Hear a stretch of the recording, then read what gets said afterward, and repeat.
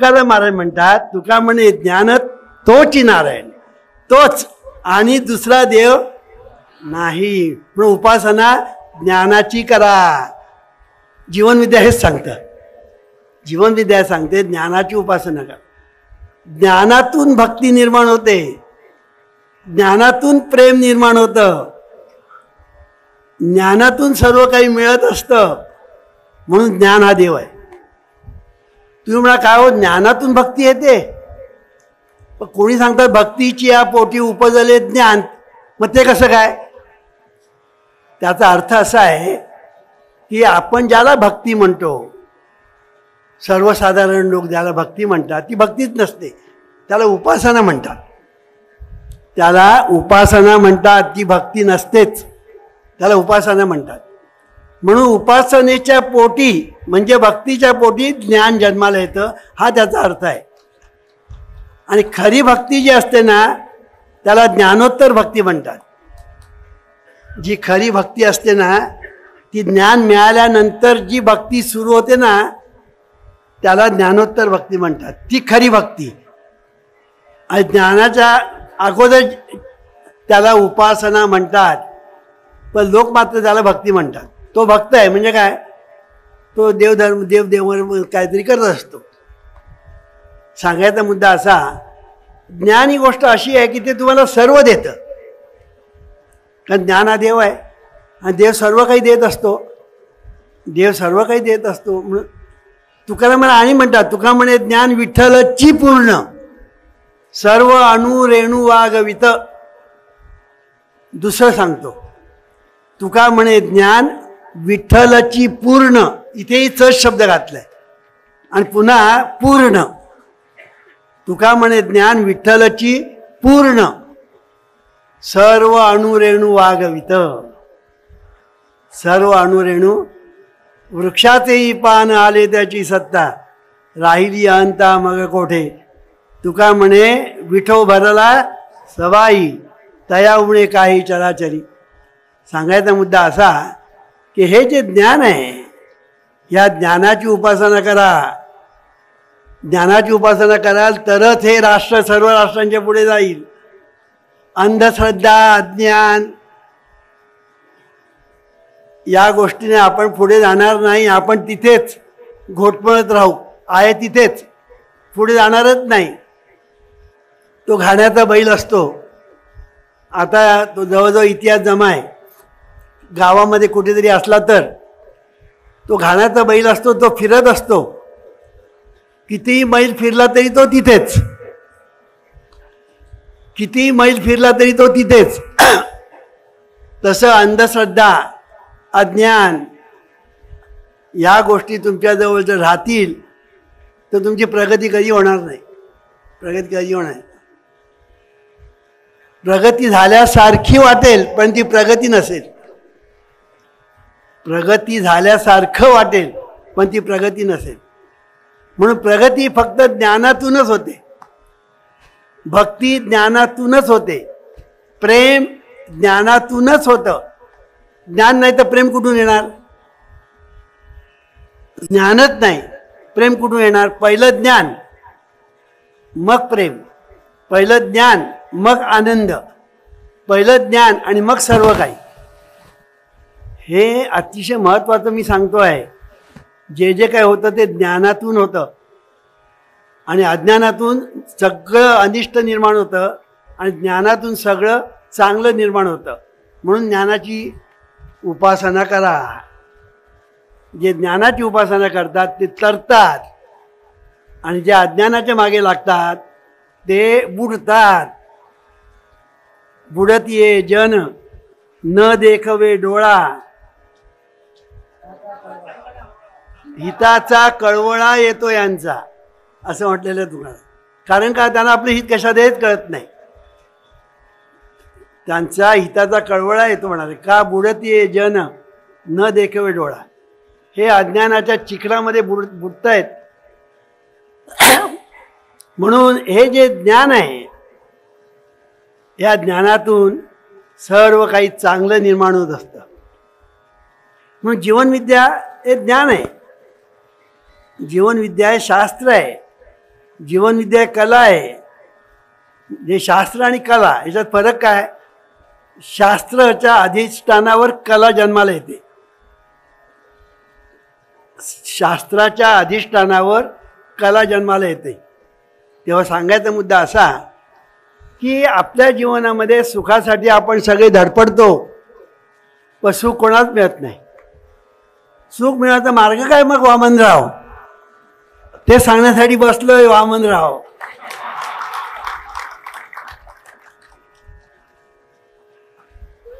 सांगू, सुख हे मान्यात नाही.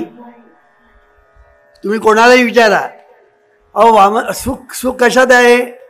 कोणालाही विचारा, इथे बसलेल्या प्रत्येकाला विचारा, तो सांगेल सुख हे मान्यात आहे. सुख हे मान्यात नाही. सुख ही मिळविण्याची गोष्ट नाही. तुम्ही सर्व सुखाच्या मागे लागलाय मिळवण्यासाठी. सुख ही मिळविण्याची गोष्ट नाही. मग सुख कशात आहे?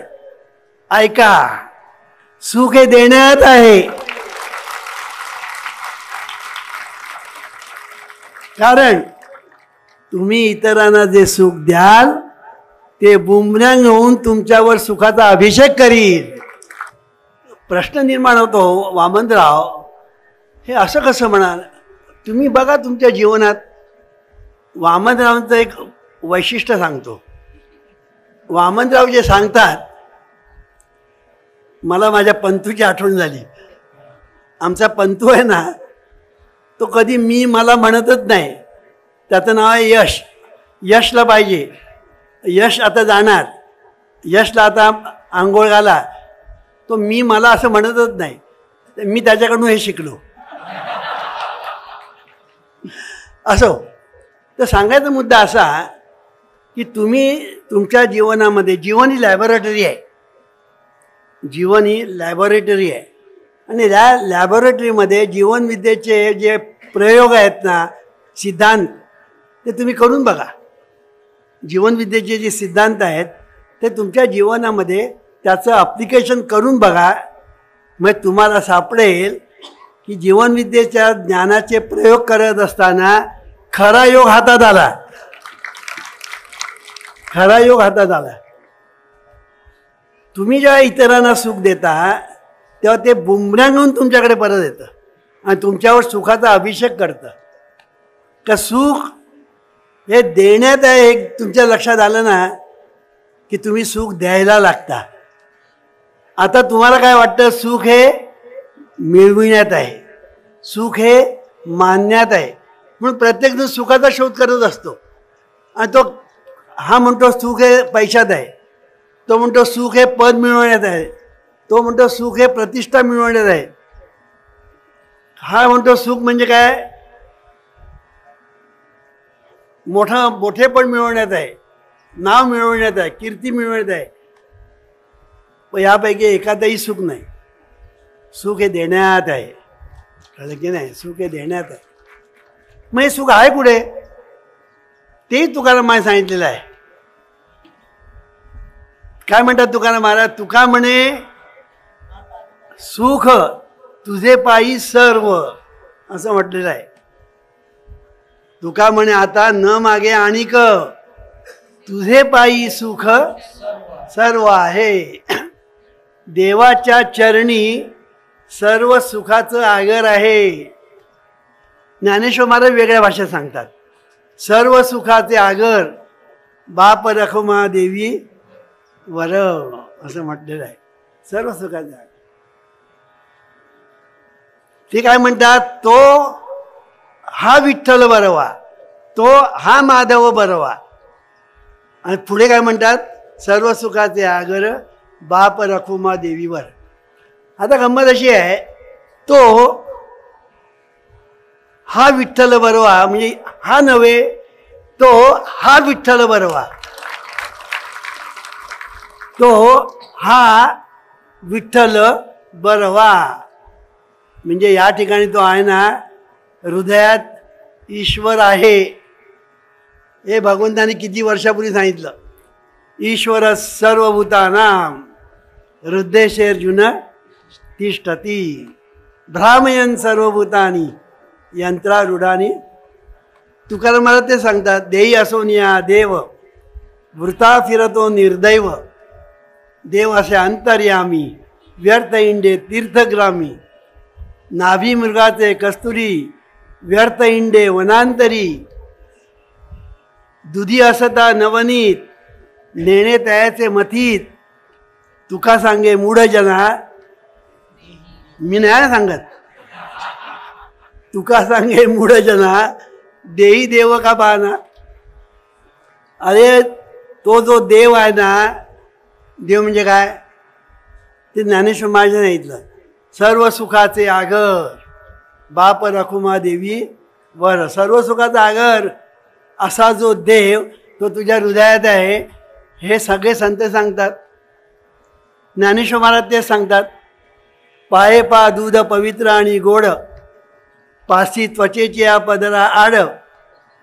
ते अव्हेरून गोचिड काय अशुद्ध न सेवी का कमलकंद आणि दरदुरी. नांदणूक एकेची घरी परी परागू सेविजे भ्रमरी. येरा चिखल चिवरे निदैवाच्या परिवरी. लोह्या ऋतल्या हाती सहस्रवरी. ते तर बैसोनी उपवासो करी दरिद्रिये. पुढे काय सांगतात ते, तैसा हृदयामध्ये मी राम असता सर्व सुखाचा आराम. की भ्रांतासी काम विषयावरी. तैसा हृदयामध्ये मी राम. तैसा म्हणजे कसा, लोह्या ऋतल्या हाती सहस्रवरी. एक दरिद्री माणूस होता आणि तो वाड्यात बसून धोत्राला गाठी मारत होता. त्याला पाहिजे होता पैसा, पण पैसा नाही, दरिद्री. आता त्याच्या पूर्वजांनी या वाडवडिलांनी त्या भिंती ज्या होत्या त्या भिंतीमध्ये सोन्याच्या विटा भरलेल्या होत्या. तो जिकडे बसला होता त्याच्या खालीच सोन्याच्या विटा होत्या. सर्व ठिकाणी गुप्त रीतीने सोनं भरलेलं होतं. आणि हा दरिद्री दारिद्र्य भोगतो आहे. तसलं आपलं झालेलं आहे. जे आहे ते आपल्याजवळ, आणि आहे ते किती, कधी न आटणारं, कधी न विटणारं असा आनंदाचा सागर आपल्या हृदयामध्ये आहे. तू आनंद समुद्र विश्वलहरी जाणो निगोटी मुला. तू आनंद समुद्र आहे. निद्रे माझी जसा निवृत्त अससी जागेपणी होत तसा. आनंदात मुरोनी विस्मृती नगे रक्षी सुखात्मा ठसा. जे जे पाहसी ते सुखात्मक असे येईल लक्षी तुला. तू आनंद समुद्र विश्वलहरी जाणो निघोटी मुला. काय सुंदर सांगितलंय. हे गोव्याचे संत आहेत, गोव्याचे संत आहेत. त्यांचं नाव काय, कृष्ण भटजी बांधकर असं त्यांचं नाव आहे. कृष्ण भटजी बांधकर. ते गोव्याचे संत होऊन गेले. सुंदर आहे त्यांचं. सांगायचा मुद्दा असा, आपल्याच ठिकाणी आनंदाचा सागर आहे. तो कधी आटत नाही. तोही सागर कधी आटत नाही. हाही सागर कधी आटत नाही. पण तो विटतो म्हणजे तोंडात घातलं तर खारट. हा कधी न विटणारा, न आटणारा असा आनंदाचा सागर आपल्या हृदयात आहे. मग वामनराव, मग आम्हाला हे अनुभवाला काय येत नाही, कारण तू अनुभव घेत नाही म्हणून. सोपं आहे. संतांनी अनुभव घेतला, संतांनी तुला सांगितलं, मग तू ऐकत नाही तर तो काय करणार? संत काय करणार? संत ओरडून सांगतात, हाकारोनी सांगे तुका नाम घेता राहू नका. तरी हा देवाचं नाव घेत नाही. काय करणार तुकाराम महाराज? मग तुकाराम महाराजांनी एकदा गोष्ट सांगतो. एकदा तुकाराम महाराज इंद्रायणीच्या तीरावर गेले होते. त्यांच्याबरोबर टाळकरी शिष्य पलीकडच्या बाजूला समर्थ रामदास स्वामी, त्यांच्याबरोबर त्यांचे शिष्य. आता तुम्ही आम्ही भेटल्यानंतर काय काय कसं काय पाणी, काय कसं काय चाललंय, सर्व सर्व ठीक आहे ना वगैरे असं आपण बोलतो. गोव्यातले लोक मात्र वेगळं बोलतात ना.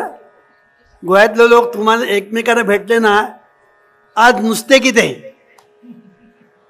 इथे बसलेत लोक गोव्याचे, पहिला प्रश्न ते तुम्हाला विचारतील, कुठे युद्ध चालू असेल तर त्याची त्यांना पर्वा नाही. आज नुसते किती म्हणजे नुसते किती म्हणजे काय, आज फिश काय,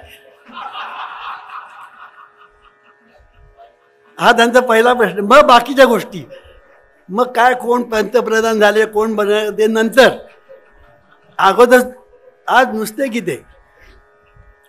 तुम्ही आम्ही काय कसं काय पथ्य पाणी हे आपण विचारणार एकमेकांना. पण संत काय हे विचारणार, नुसते किती, पथ्य पाणी काही विचारणार नाही. मग संत एकच विचारणार, अरे आपण नामस्मरणाचा एवढा प्रचार करतो, तर तुमचं कार्य कसं चाललंय हे विचारणार. म्हणून समर्थ रामदास स्वामीने विचारलं तुकाराम महाराजांना. महाराज म्हणजे खुणेने, कारण ते पलीकडे होते. महाराज म्हणजे तुमचं कार्य कसं काय चाललंय. तुकाराम महाराज म्हणाले, बोम. कळलं की नाही. तुकाराम महाराज म्हणाले बोम. आम्ही सांगून सांगून थकलो म्हणाले. तुकाराम महाराज विचारलं आपले असं, पण त्यांचं कसं तरी बघूया. त्यांना विचारलं समर्थानं, अहो तुमचं कसं काय चाललंय. तुमचं तसंच आमचं म्हणाले बोम. आणि हे ज्ञानेश्वर महाराजांनी त्याच्या अगोदर सांगितलं, ज्ञानदेव म्हणे नामय सुलभ, परी दुर्लभ विरळा जाणे. नाम जपेतो नर दुर्लभ, वाचेसी सुलभ रामकृष्ण.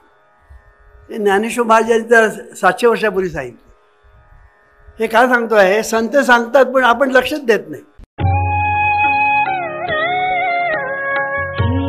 ईश्वरा सर्वांना चांगली बुद्धी दे, आरोग्य दे, सर्वांना सुखात आनंदात ऐश्वर्यात ठेव.